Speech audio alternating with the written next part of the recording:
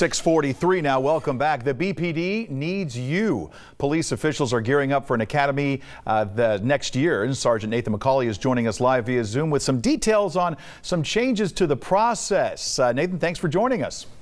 Hi, good morning. Thank you for having me. With all this social distancing rules and everything, how does this change the hiring procedure? Well, it doesn't change a lot of it. A lot of it still has to carry on as it would because there's certain requirements by post. So there'll still be physical agility testing, there'll still be a written test, and there'll still be oral interviews that'll follow. So a lot of that will still go through. We're going to walk people through on our social media. We're going to walk people through that entire process. So if it's something you're interested in doing, we'll definitely make sure that you're ready and know every step that's coming along the way. But a lot of the steps as far as what it's going to look like are going to be pretty similar to what they would be in the past. Now, you've got, of course, the academy at the beginning of next year, but you can get a jump start by getting into the trainee position. Is that right? Yes, the police trainee position actually is the academy. Oh, okay. So what would happen is this would be a hiring process that opened up on May 8th, and it's going to be taking applications through June 5th. And this is going to be for an academy that's going to start in early next year. So we have an academy running right now. We're going to have another one that's already been selected through. It's going to start in July. And then we're going to have this academy that's going to start early next year as part of this growth and trying to add some new officers to the department. And with that comes a lot of opportunities within the department. As everything grows, there's a lot of opportunities. If you have a certain position you want to get into, this is the time to do it. All that movement allows for a lot of that to come in. Okay, and you touched on it as far as the hiring process goes, but in the academy itself, did you have to tweak it a little bit, given everything that's going on?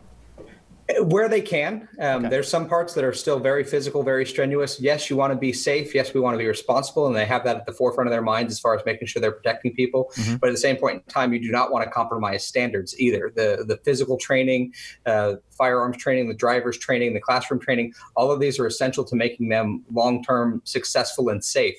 So yes, you want to be smart about how they're going about their training, but they also want to make sure that they're still not compromising on the quality of officers that they're producing at the end of the process. Now we're coming up on National Police Week that of course ends with Peace Officer Memorial Day. It's always a very moving ceremony out in front of BPD headquarters. They block off the streets there.